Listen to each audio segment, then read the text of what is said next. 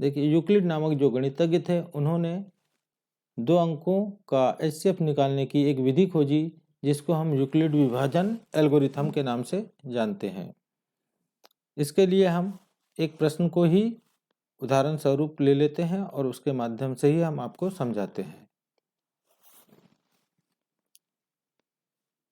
ये देखिए, ये प्रश्न संख्या 5 जो दिया गया है इसमें लिखा गया है कि संख्या 135 और 225 का एचसीएफ ज्ञात करने के लिए यूक्लिड विभाजन एल्गोरिथम का प्रयोग कीजिए। तो इसका हल देखें आप। यहाँ पे 135 जो है ये लेस देन है 225 से, तो ये जो बड़ी संख्या जो रहती है उसमें छोटी संख्या का भाग दे देते हैं। तो देखिए 225 में 135 का भाग दिया जाएगा, तो 135 एकम 135 लिखा हमने, और यहाँ फिर हम इसको घटाएंगे तो देखिए यहाँ बचेगा 0 और यहाँ पे बचेगा हमारा 9 और यहाँ पे कुछ भी नहीं बचेगा। तो या इस तरफ आप लिखें यूक्लिड विभाजन एल्गोरिथम से। यहाँ पे पहला स्टेप लिखेंगे भाज्य बराबर से भाजक गुणित भागफल धन शेषफल।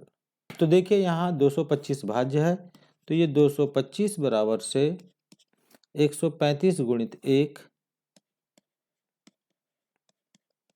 धन शेषफल 90।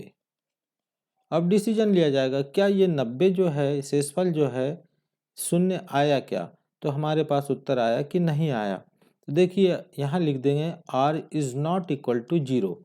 जब r 0 के बराबर नहीं आता है तब क्या किया जाता है, देखिए यहाँ पे जो हमारा शेषफल प्राप्त हुआ इसको नया भाजक बना लेते हैं और पुराना जो भाजक था उसको भाज्य बना देते हैं, अर्थात इस 135 को उठा के यहाँ पे नए भाज्य के रूप में लिख देते हैं। तो 135 उठा के हम यहाँ ले आएंगे।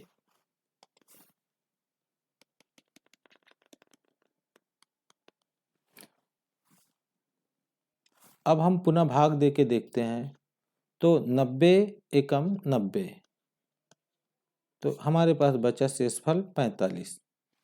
अब हम दूसरा स्टेप लिखेंगे, यहाँ पे ये भाज्य हमारा 135, तो 135 यहाँ पे लिख दिया हमने, और भाजक है हमारा 90 गुणित भागफल प्राप्त हुआ हमारा 1 और प्लस शेषफल प्राप्त हुआ 45। फिर हम देखते हैं कि क्या शेषफल शून्य प्राप्त हुआ, तो नहीं प्राप्त हुआ, तो हम यहाँ लिख देंगे r is not equal to 0।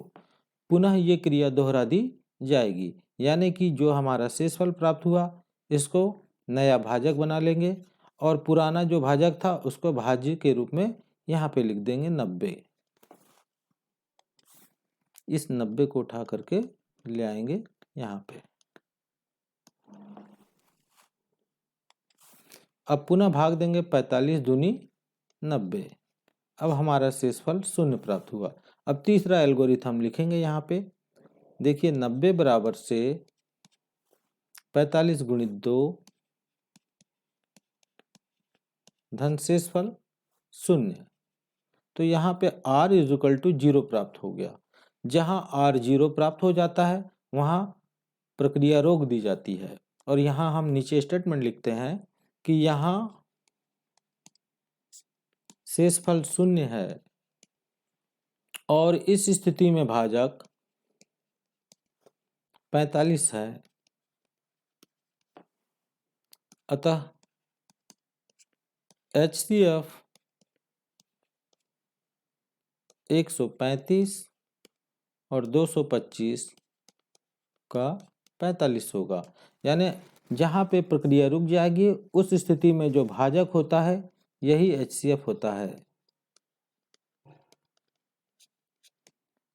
इस प्रश्न को थोड़ा व्यापक रूप में और समझने का प्रयास करते हैं। मान लीजिए कुछ देर के लिए A में हमने भाग दिया B का और से भागफल आया Q और शेषफल आया R।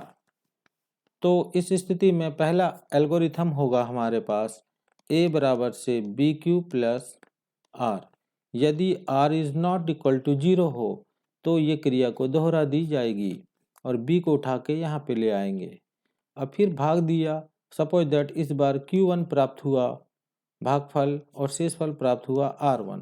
तो ये क्रिया डबल से दोहरा दी जाएगी, यानी कि b बराबर से RQ1 प्लस R1। अगर मान लीजिए R1 भी 0 ना प्राप्त हुआ हो तो ये क्रिया पुनः दोहरा दी जाएगी, यानी अब इस R को उठा के इसका नया भाज्य बनाएंगे। और मान लीजिए इस दफ़ा Q2 आया हो और शेषफल R2 आया हो, तो इस स्थिति में तीसरा एल्गोरिथम जो हमारा प्राप्त होगा R = R1 × Q2 plus R2। और यदि R2 is not equal to 0 हो तो ये क्रिया आगे बढ़ाते चले जाएंगे, तब तक बढ़ाते जाएंगे जब तक के शेषफल 0 ना प्राप्त हो जाए। उम्मीद करता हूँ कि ये यूक्लिड विभाजन एल्गोरिथम द्वारा दो संख्याओं का एचसीएफ निकालने की विधि समझ में आ गया होगा। आइए प्रश्न नंबर 6 देखते हैं। 867 और 255 का एचसीएफ ज्ञात करने के लिए यूक्लिड विभाजन एल्गोरिथम का प्रयोग कीजिए। हल देखें। 867 और 255 हम लिखेंगे यहाँ 867 इज ग्रेटर देन 255। तो अब हम 867 में 255 का भाग देंगे। तो पहली दफ़ा 3 बार भाग चला जाएगा। 3 पचे 15, 3 पचे 15 और 1 16, 3 दूनी 6 और 1 7। और हम घटा के देखेंगे तो यहाँ हमें 2 प्राप्त होगा, यहाँ 0, यहाँ 1। अब यहाँ पे यूक्लिड विभाजन एल्गोरिथम लिखेंगे। देखिए पहला स्टेप हम लिखेंगे भाज्य बराबर से भाजक गुणित भागफल धन शेषफल। तो 867 बराबर 255 गुणित 3 धन 102। अब हम यहाँ लिखेंगे R बराबर नहीं है 0, तो ये क्रिया को दोहरा दी जाएगी और इस 255 को उठा के यहाँ पे ले आएंगे। तो इस दफ़ा 2 बार भाग जाएगा, तो ये हो जाएगा 204। तो यहाँ बचेगा हमारा 1, यहाँ 5। अब हम दूसरा एल्गोरिथम लिखेंगे 255 बराबर से 102 गुणित 2 प्लस 51। पुनः R 0 के बराबर नहीं निकला, तो ये क्रिया एक बार और दोहराई जाएगी और इस दफ़ा 102 को यहाँ उठा के ले आएंगे। तो 51 दूनी 102। अब हमारे पास शेषफल 0 प्राप्त हो गया। तीसरा एल्गोरिथम लिखेंगे 102 बराबर से 51 गुणित 2 धन 0। यहाँ R 0 के बराबर आ गया। अब हम स्टेटमेंट लिख देंगे, यहाँ शेषफल 0 है और इस स्थिति में भाजक 51 है, इसीलिए HCF 867 और 255 ये हो गया हमारा 51। ये आएगा आपका उत्तर।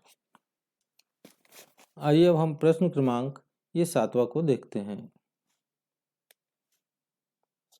दिया है एक मिठाई विक्रेता के पास 420 काजू की बर्फियां और 130 बादाम की बर्फियां हैं।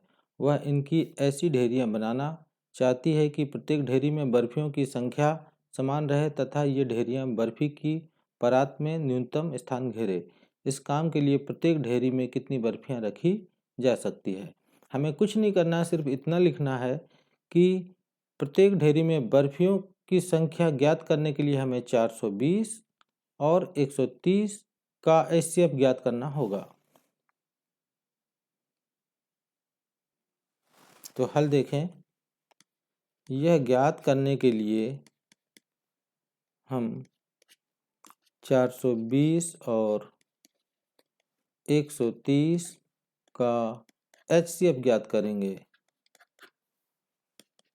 तो देखिए लिखेंगे 420 इज ग्रेटर देन 130।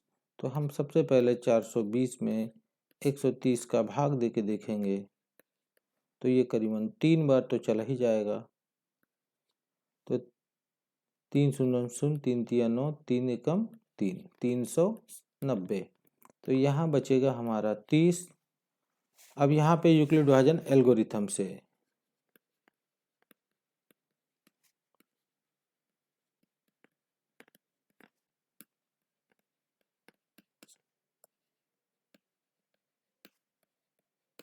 देखिए, पहला स्टेप 420 बराबर से 130 गुणित 3 धन 30। तो यहाँ r is not equal to 0। अब प्रक्रिया को दोहरा देंगे। देखिए 130 को उठा के हम यहाँ ले आएंगे तो ये 30 चौके 120। तो यहाँ बचेगा हमारे पास 10। दूसरा एल्गोरिथम लिखेंगे 130 बराबर से 30 गुणित 4 धन 10। फिर लिखेंगे r is not equal to 0। प्रक्रिया को दोहरा दी जाएगी और यहाँ पे हम उठा के ले आएंगे 30 और ये 3 बार भाग जाएगा। शेष फल बचा हमारे पास 0। तो तीसरा एल्गोरिथम लिखेंगे 30 बराबर से 10 गुणित 3 धन 0। तो यहाँ पे r इज इक्वल टू 0 हो गया। तो स्टेटमेंट हम लिख देंगे, यहाँ शेष फल 0 है तथा इस स्थिति में भाजक 10 है। अतः HCF 420 और 130 बराबर से 10 लिख देंगे। उत्तर लिखेंगे, ढेरी में बर्फियों की संख्या बराबर से 10। ये यहाँ पे सवाल समाप्त हो जाएगा। इसी प्रकार ये प्रश्न क्रमांक 8 भी करना है हमें। किसी परेड में 616 सदस्यों वाली एक सेना की टुकड़ी को 32 सदस्यों वाले एक बैंड आर्मी के पीछे मार्च करना है। दोनों समूहों को समान संख्या वाले स्तंभों में मार्च करना है। उन स्तंभों की अधिकतम संख्या क्या है जिसमें वे मार्च कर सकते हैं। तो ठीक हम उसी प्रकार लिखेंगे कि यह ज्ञात करने के लिए हम 616 और 32 का HCF ज्ञात करेंगे। देखिए हल, हम लिखेंगे स्तंभों की अधिकतम संख्या ज्ञात करने के लिए हम 616 और 32 का HCF ज्ञात करेंगे। अब देखिए लिखेंगे 616 इज ग्रेटर देन 32। तो 616 में हम 32 का भाग देंगे।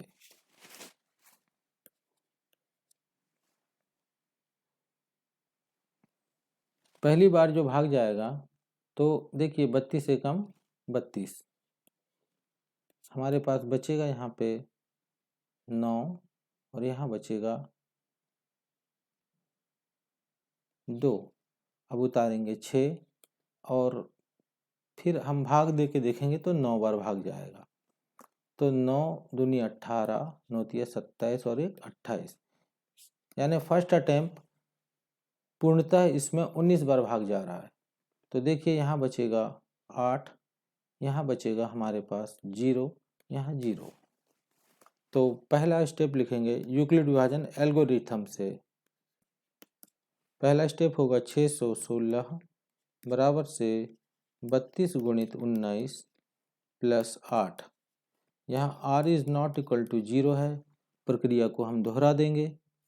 तो देखिए इस बार हम 32 को उठा के यहाँ ले आएंगे तो 8 चौक 32, हमारा शेष फल बच गया 0। तो हम लिखेंगे दूसरा एल्गोरिथम 32 बराबर से 8 गुणित 4 धन शेष फल 0। तो r आ गया 0। अब हम स्टेटमेंट लिख देंगे यहाँ पे कि यहाँ शेष फल 0 है तथा इस स्थिति में भाजक 8 है। अतः HCF 616 और 32 बराबर से 8। तो हम उत्तर लिखेंगे स्तंभों की अधिकतम संख्या बराबर से 8। ये आएगा आपका उत्तर। अब ये एक दो सवाल जो छूटे हैं उनको देख लीजिए। ये भाज्य बराबर से भाजक गुणित भागफल धन शेषफल आएगा यहाँ पे।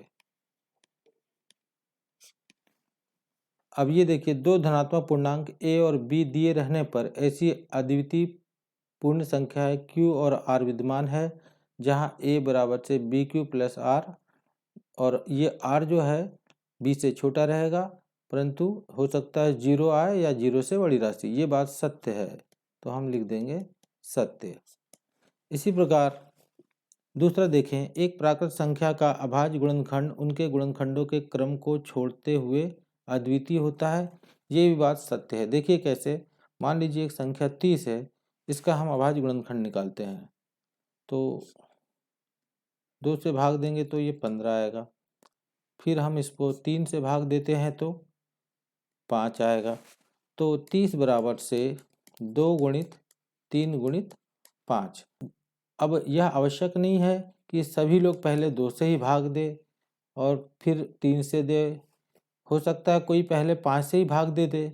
तो इस स्थिति में किसी का गुणनखंड 5 गुणित 3 गुणित 2 भी आ सकता है, किसी का 3 गुणित 5 गुणित 2 भी आ सकता है।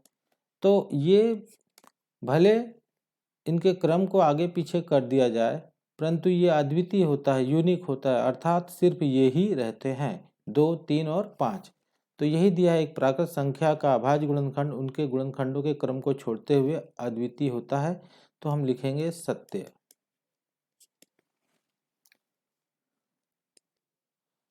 आइए अब हम प्रश्न क्रमांक 17 को हल करते हैं।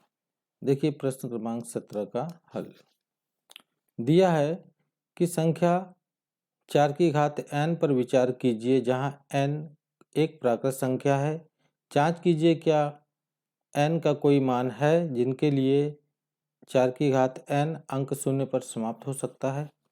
तो देखिए, हमसे पूछा जा रहा है कि कोई संख्या 4 है, उसकी घात n है। अब ये n के स्थान पे आप कोई प्राकृत संख्या रखिए, या तो 1 रखें, 2 रखें, 3, इस प्रकार से इनफाइनाइट तक के कोई भी संख्या रख सकते हैं। तो जो इसका विस्तार होगा, तो क्या वो उसका एंडिंग या लास्ट अंक शून्य होगा क्या? जैसे कि मान लीजिए हमने 4 का n का मान 1 रखा, तो 4 होगा, तो इसका अंतिम अंक 1 नहीं प्राप्त हुआ। इसी प्रकार 4 की घात अगर हम 2 रखते हैं, तो यहाँ पे देखते हैं 4 गुणित 4 अर्थात 16, तो इसका भी अंतिम अंक शून्य नहीं प्राप्त हुआ। तो क्या प्राकृत संख्या, जितनी भी प्राकृत संख्या है, उसको यदि हम n के स्थान पर रखें तो क्या कोई मान ऐसा प्राप्त होगा कि जिसका अंत में शून्य प्राप्त हो? जैसे 40 हो गया, 50 हो गया, इन सब अंकों के अंत में शून्य प्राप्त रहता है। यही हमसे पूछा गया है। तो आइए हम इसको समझते हैं।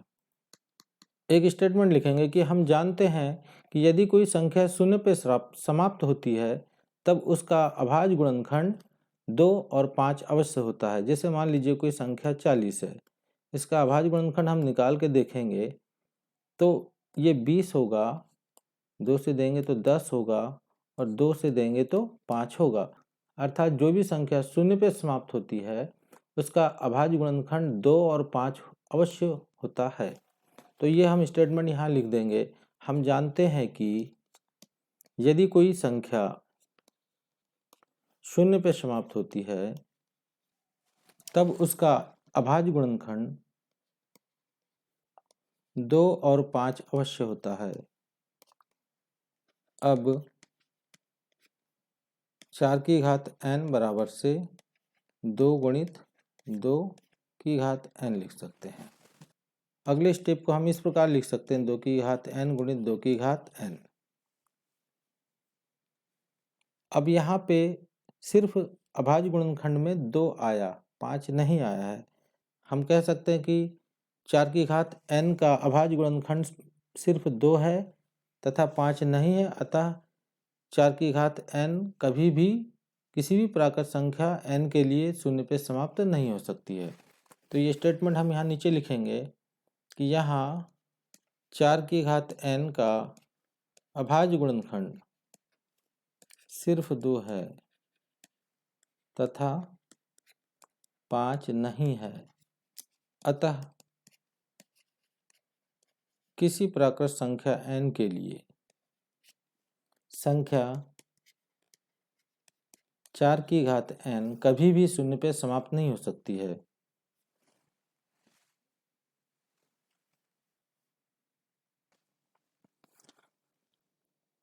आइए अब हम प्रश्न क्रमांक 9 को देखते हैं।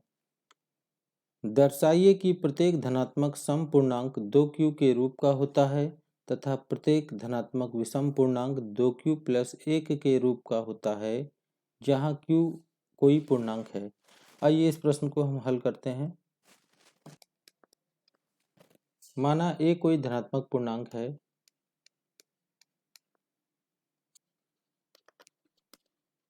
तथा भाजक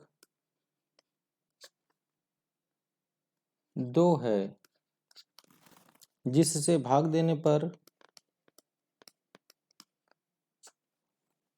भागफल q तथा शेषफल r प्राप्त होता है।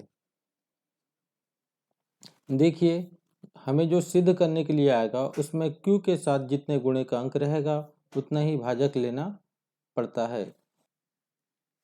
हमने a में भाग दिया 2 का, तो भागफल हमारा q प्राप्त हुआ और शेषफल r प्राप्त हुआ।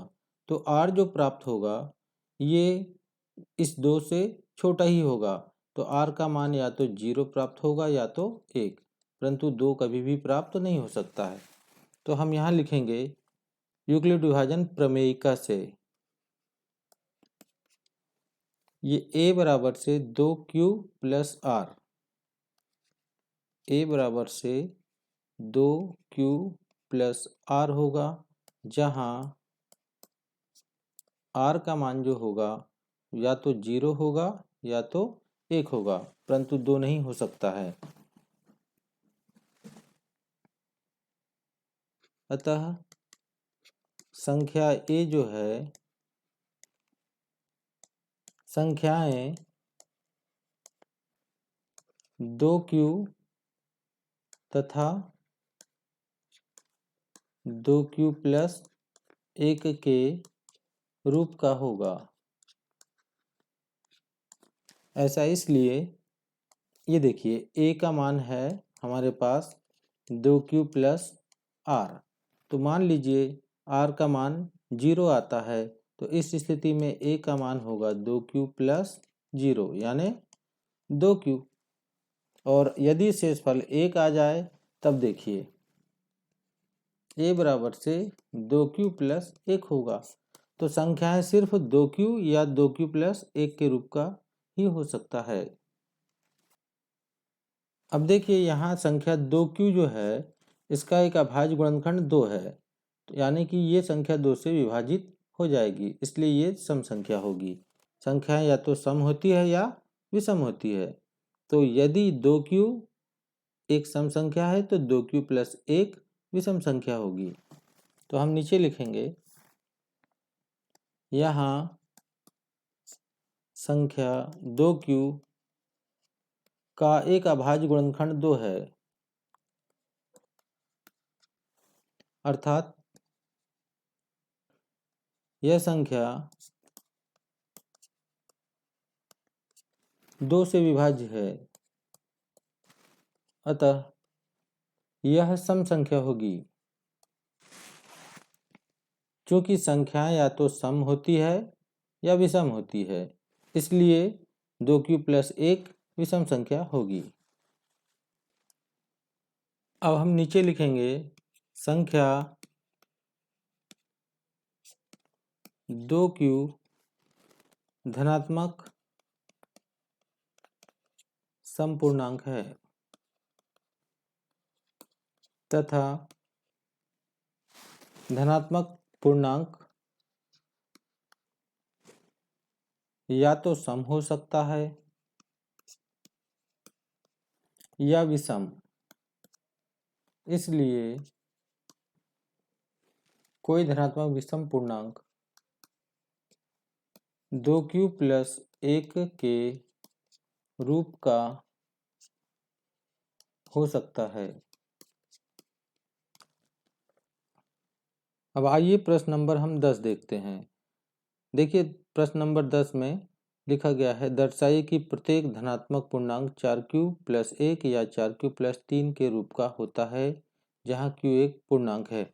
तो ये धनात्मक विषम पूर्णांक होना चाहिए। यहाँ पे विषम पूर्णांक 4q+1 तथा 4q+3 के रूप का होता है जहां q एक पूर्णांक है। तो आइए इस प्रश्न को हम हल करते हैं। ये देखिए हल, दर्शाइए कि प्रत्येक धनात्मक पूर्णांक, यहाँ पे धनात्मक विषम पूर्णांक याद रखें, यहाँ विषम पूर्णांक होगा। विषम पूर्णांक 4q+1 तथा 4q+3 के रूप का होता है जहाँ q एक पूर्णांक है। तो ठीक उसी प्रकार से हम करेंगे। माना a कोई धनात्मक पूर्णांक है तथा भाजक ये हम 4 को लेंगे, क्योंकि q के साथ जो गुणज में रहता है उसको भाजक लिया जाता है, तथा भाजक 4 है, जिससे भाग देने पर भागफल q तथा शेषफल r प्राप्त होता है। अब हम a में 4 का भाग देके देखते हैं। तो मान लीजिए भागफल q तथा शेषफल हमारा r प्राप्त हुआ। तो ये जो r जो प्राप्त होगा शेषफल, या तो 1, 0, 1, 2, 3 तक के प्राप्त हो सकता है, 4 नहीं प्राप्त हो सकता है, क्योंकि अगर 4 प्राप्त होगा तो ये 4 से एक बार और भाग चला जाएगा। तो शेषफल हमारा प्राप्त या तो 0 होगा, या तो 1, या तो 2, या तो 3। तो यहाँ पे लिख देंगे यूक्लिड विभाजन प्रमेयिका से। देखिए ये a बराबर होगा भाज्य बराबर से भाजक गुणित भागफल धन शेषफल, यानी a बराबर से 4q+r, जहाँ r बराबर से 0, 1, 2 या 3 प्राप्त होगा। अतः संख्याएं यदि 0 लिया जाएगा तो 4q, और 1 लिया जाएगा तो 4q+1, और अगर 2 लिया जाएगा तो 4q+2, या 4q+3 के रूप का हो सकता है। अब यहाँ गौर करते हैं तो ये जो संख्या 4q जो है और 4q+2 है, इन दोनों का एक अभाज्य गुणनखंड 2 है, यानी कि ये दोनों संख्याएं 2 से विभाज्य है। ये देखिए 4q जो है ये भी 2 से विभाज्य है, 2 बार कट जाएगा। और ठीक इसी प्रकार ये जो 4q+2 जो है इसमें भी 2 कॉमन लिया जा सकता है। तो यहाँ बचेगा हमारा 2q+1, और इसको भी हम 2 से विभाज्य कर सकते हैं, अर्थात संख्या 4q और 4q+2 ये दोनों सम संख्याएं हैं। तो चूंकि धनात्मक पूर्णांक या तो सम संख्या होती है या विषम संख्या, इसलिए ये जो 4q+1 जो है और ये 4q+3 जो बचा है ये दोनों विषम पूर्णांक होंगे, क्योंकि ये 2 सम पूर्णांक है, इसलिए ये 2 विषम पूर्णांक होंगे। अब हम लिखेंगे यहाँ संख्याएं 4q तथा 4q+2 का एक अभाज्य गुणनखंड 2 है, अर्थात ये संख्याएं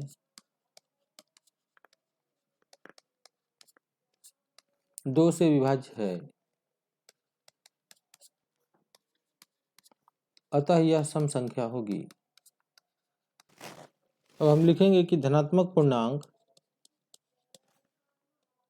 या तो सम या विषम संख्या होती है। इसलिए कोई धनात्मक विषम पूर्णांक ये 4q+1 तथा 4q+3 के रूप का हो सकता है। 4q+1 तथा 4q+3 के रूप का हो सकता है। यहाँ पे ये सवाल समाप्त हो जाता है।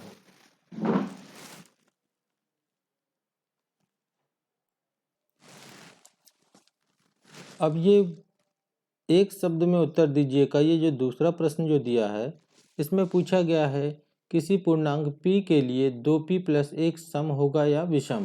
तो देखिए 2p+1 जो है इस संख्या में दो कोई अभाज्य गुणनखंड नहीं है, अर्थात इसमें दो कॉमन नहीं है और ना ही ये संख्या 2 से कटती है। तो यदि कोई संख्या 2 से कट जाए या 2 उसका एक अभाज्य गुणनखंड हो तो वो सम संख्या होती है, अन्यथा वो विषम संख्या होती है। तो आप इसको लिख दीजिएगा कि यह एक विषम संख्या है।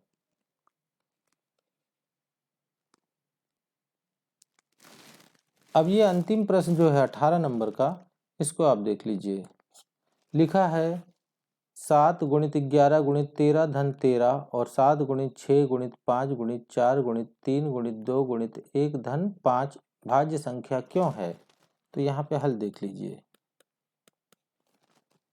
7 × 11 × 13 धन 13, इसमें से आप 13 को कॉमन ले लीजिए। तो देखिए हमारे पास कितना बचता है। 7 × 11 और धन 1, ये चूंकि सभी राशि का गुणांक 1 होता है इसलिए 1 यहाँ से बच जाएगा। तो देखिए 13 कोष्टक में हो जाएगा 11 सते 77 धन 1, तो ये बन गया संख्या हमारे पास 13 × 78। अतः यह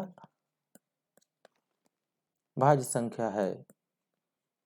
अब ये इसलिए क्योंकि अभाज्य संख्याओं के सिर्फ 2 ही गुणनखंड होते हैं और खुद से भाग जाता है और 1 से। लेकिन इन दोनों संख्याओं का जब हम गुणा करेंगे तो इसमें 13 का भी भाग जाएगा, 78 का भी भाग जाएगा, 2 का भी भाग जाएगा, तो इसलिए ये भाज्य संख्या हो जाती है।